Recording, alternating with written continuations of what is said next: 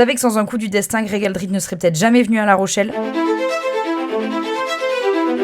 Greg Aldrit est né le 23 mars 1997 à Toulouse, d'un père écossais et d'une maman d'origine italienne née en France. Avec ses deux frères Scott et Tom, ils ont tous les trois la double nationalité franco-britannique. Il démarre le rugby en 2004 du côté de Condom, club dont il est aujourd'hui le parrain. Il rejoindra ensuite le FC Auch en 2008, même club formateur que les Gelons, Bourgarit ou encore Antoine Dupont. Avec son compère Pierre Bourgarit, il joue au FC Auch jusqu'en 2017, année qui correspond malheureusement au dépôt de bilan du club. Greg Pata, qui avait alors coaché Greg Aldrit en U13, les fait venir avec Bourgarit du côté de La Rochelle. Pata qui encore aujourd'hui reste persuadé que si le FC Auch n'avait pas déposé le bilan, les deux joueurs ne seraient jamais venus du côté de La Rochelle. Finalement, choix payant puisqu'il disputera son premier match de top 14 quelques mois plus tard contre Castres en novembre 2017. La saison suivante, il fait 18 feuilles de match avec le Stade Rochelais et surtout appelé pour la première fois par Jacques Brunel en équipe de France pour disputer le tournoi Destination et quelques semaines plus tard, la Coupe du Monde au Japon. Depuis avec le 15 de France, Greg Aldrit est devenu un véritable leader, fort de ses 53 sélections et bien sûr du Grand Chelem obtenu en 2022. 2022 qui sera aussi l'année de la consécration